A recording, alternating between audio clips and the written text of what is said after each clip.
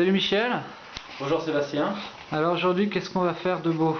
Alors aujourd'hui, je vais vous faire une petite démonstration sur la mise en œuvre d'une bande à placoplâtre sur angle entrant.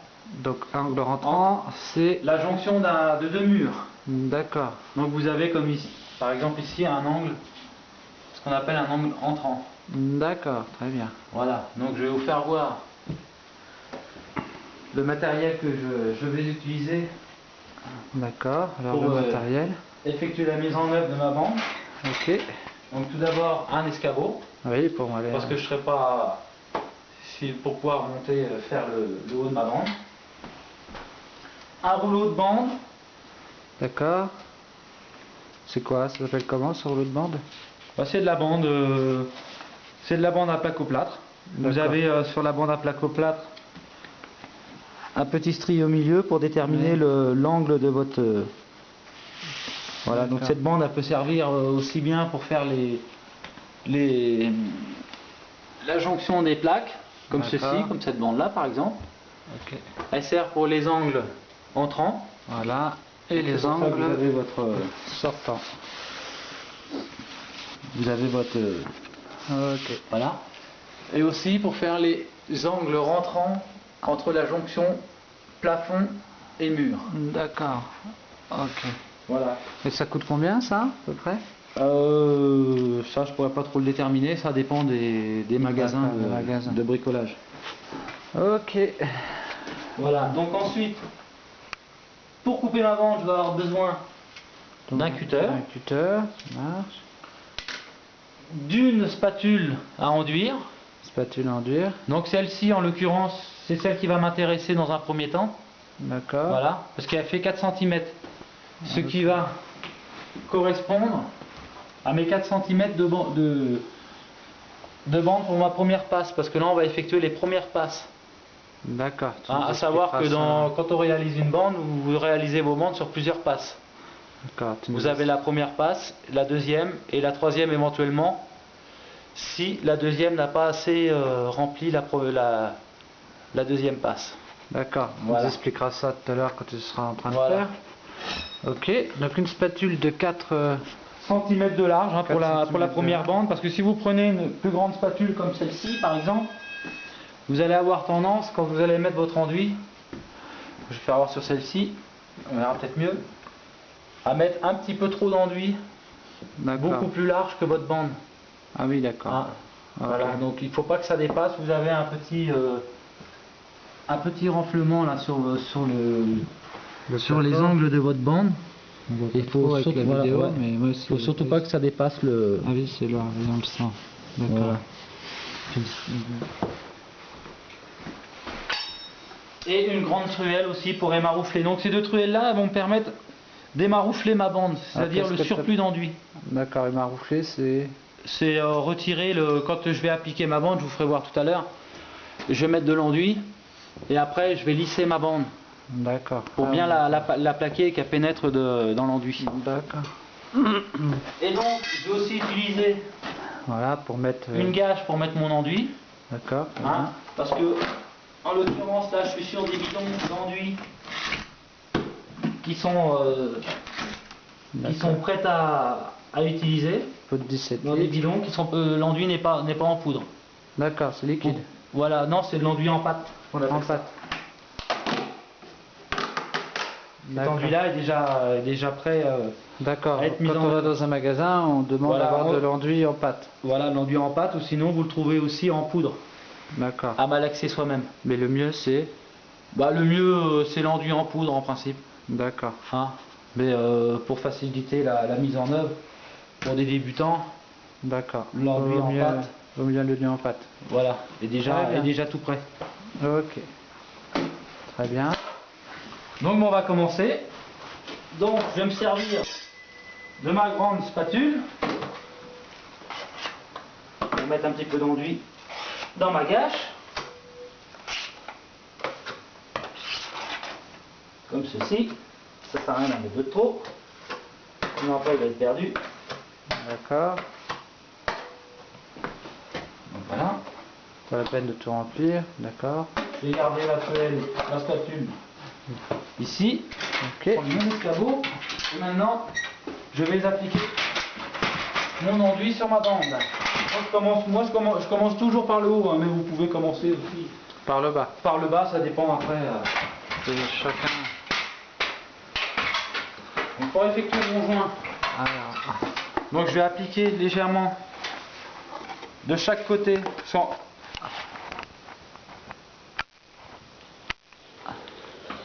une légère couche d'enduit, là comme ceci. d'accord. Ça sert à rien d'en mettre de trop. Alors, je vais me mettre sur le côté pour mieux voir. Alors voilà. Voilà, j'en mets aussi de l'autre côté. D'accord, on applique aussi. J'enlève le surplus d'enduit, hein, j'évite de trop laisser d'enduit. Donc sur les côtés, il faut enlever le surplus. Non, sur les côtés, c'est pas grave si ça dépasse. Après, je les marouflerai après, hein, D'accord. en lissant ma bande. Il faut que quand on lisse, ce soit du même. Voilà, ce qu'il faut, c'est qu'on ait de l'enduit de chaque côté de notre bande. Et que ça remplisse bien notre... Voilà, donc maintenant je vais descendre. Ne surtout pas mettre trop d'enduit pour la première passe. Première passe, pas trop d'enduit. D'accord. Faut mettre juste l'enduit nécessaire pour pouvoir coller notre bande, c'est tout. Hein.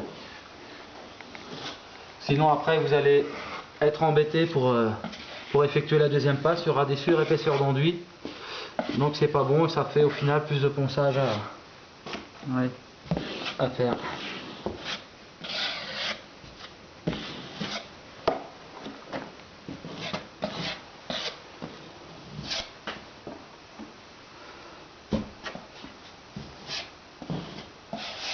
Voilà, et puis pour la deuxième passe,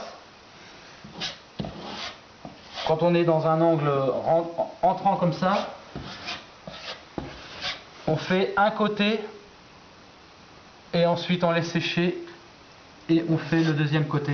D'accord, donc première Parce passe. que sinon vous allez avoir tendance à creuser votre enduit quand vous allez faire votre deuxième côté. Donc il faut laisser sécher au minimum 24 heures et faire le deuxième côté. Mais là, pour la première passe, vous pouvez faire les deux d'un seul coup. Donc première passe, on fait les deux d'un seul coup, les deux côtés.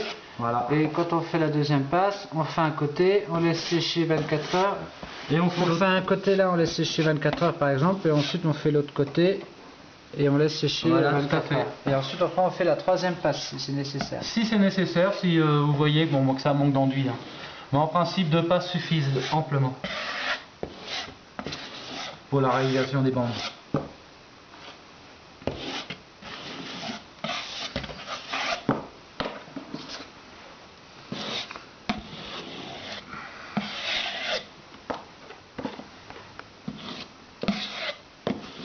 Surtout éviter de trop charger.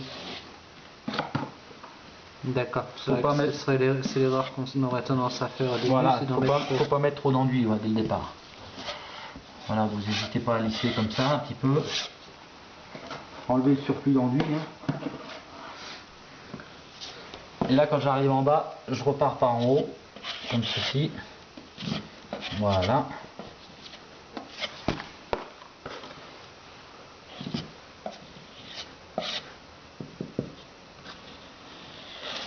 Et voilà.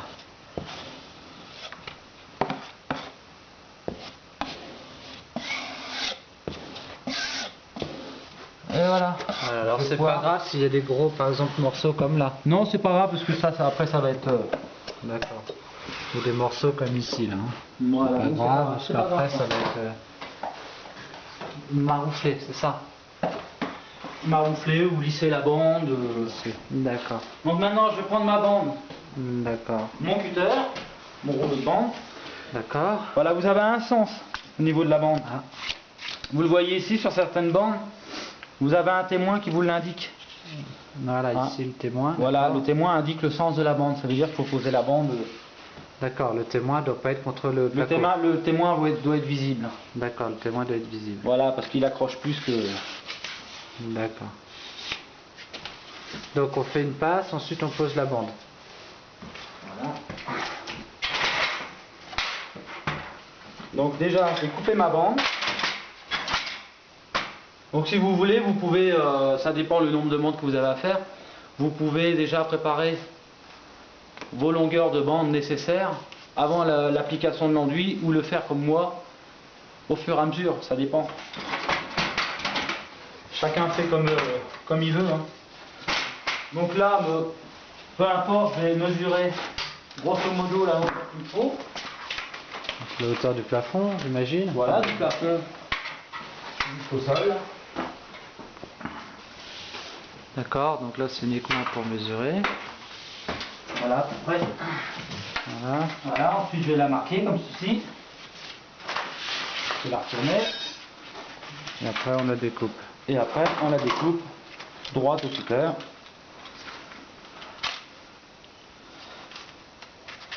Voilà, ma bande est prête.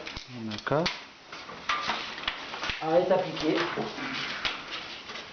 Donc je vais renrouler un petit peu pour éviter certains partout. Et maintenant, comme je suis sur une bande d'angle rentrant, D'accord.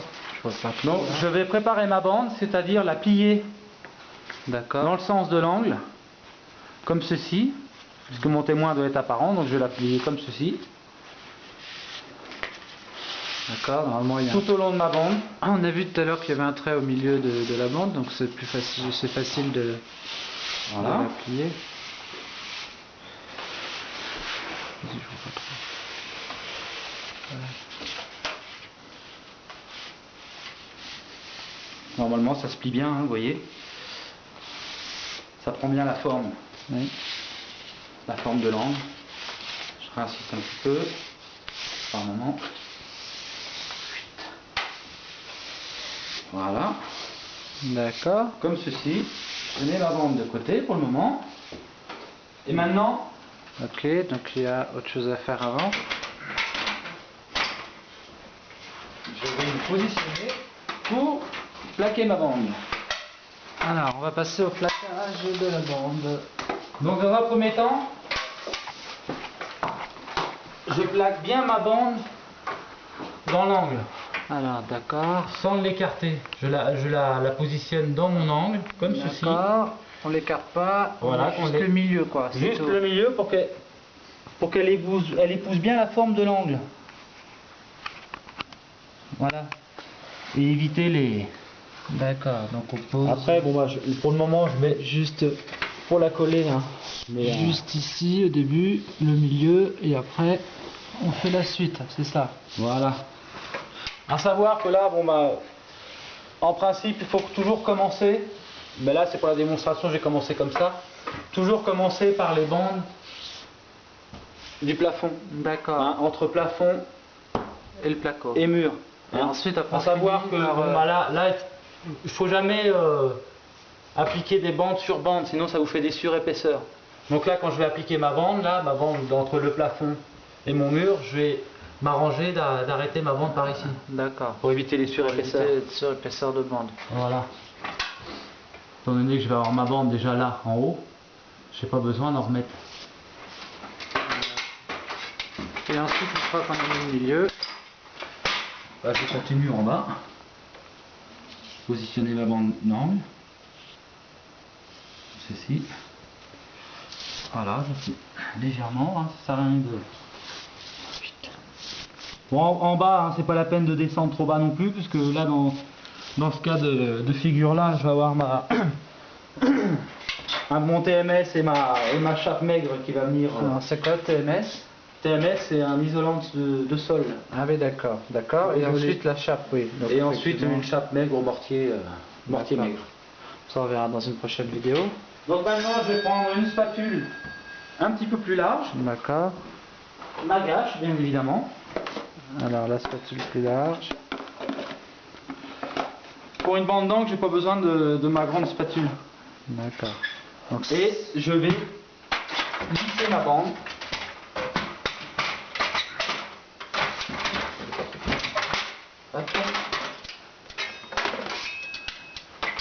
Pour la plaquer D'accord, donc la spatule a fait combien là c'est pas de la 4, là c'est la 6 hein, Oui, celle-là elle fait environ 6 cm. Voilà, d'accord. Parce que la 4 elle va pas me maroufler assez ma bande. Donc là en l'occurrence il faut bien que j'enlève les surépaisseurs d'enduit. D'accord. Hein, ce que j'ai montré tout à l'heure qui n'était pas... voilà, je commence par le haut. Là, et évitez de trop creuser votre angle. Faut lisser le long de l'angle comme ça. Faut pas appuyer quoi. Voilà, sinon vous aurez tendance à rentrer trop votre bande dans l'angle. D'accord, faut juste lisser, faut pas trop appuyer sur la spatule. Ce qui peut déchirer justement la bande. Voilà.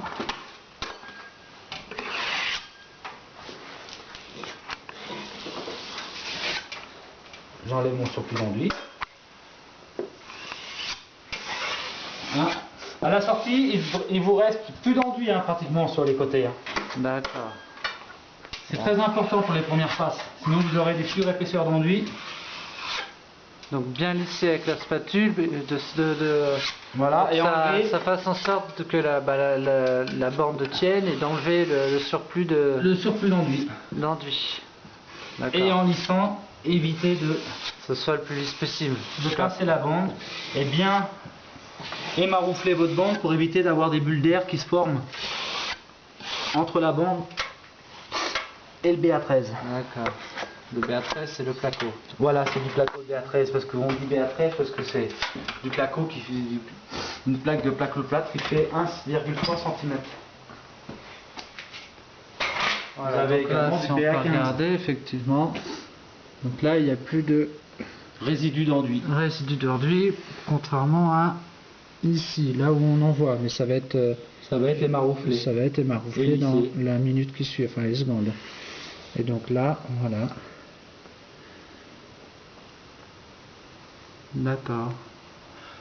Donc je continue vers le bas. J'hésite pas à repasser un petit coup sur ce que j'ai déjà fait. Hop.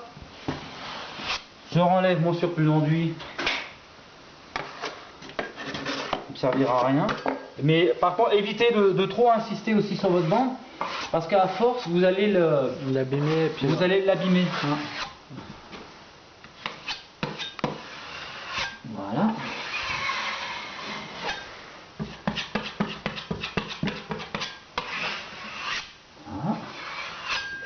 Alors pourquoi tu fais des fois des petites retours comme ça? Il suffit qu'il manque un léger poil d'enduit au niveau de ma bande, j'en rajoute un tout petit peu. D'accord. Je le vois, ma bande, quand ma bande est mal plaquée, ça se voit. Voilà. Et voilà. Donc ma bande est finie. Voilà. Maintenant, il faut laisser sécher 24 heures. Voilà, donc on laisse sécher 24 heures. Avant d'établir votre deuxième passe. Et la deuxième passe, on fait pareil que la première. Voilà. On met sur la bande. Voilà, et comme j'ai expliqué tout à l'heure. D'accord. Déjà, il ne faudra pas utiliser la même truelle parce que là, vous allez mettre un petit peu plus d'enduit. D'accord, donc on pourrait le faire avec celle-ci. D'accord. Et pour des bandes comme ceci, il faut que vous utilisiez une lisseuse qu'on appelle une lisseuse, ou un couteau à enduire beaucoup plus large, qui prend toute la largeur de votre bande. D'accord. Comme ceci. Très bien. Mais ça, je le démontrerai plus tard. Très bien. Et ben, je crois qu'on a fait le tour pour la pose d'une bande en angle sorti. Bande en angle rentrant. Oui. En angle rentrant. D'accord. Et ben, très bien. Et ben, Michel, à une prochaine. À bientôt pour une prochaine démonstration. Salut.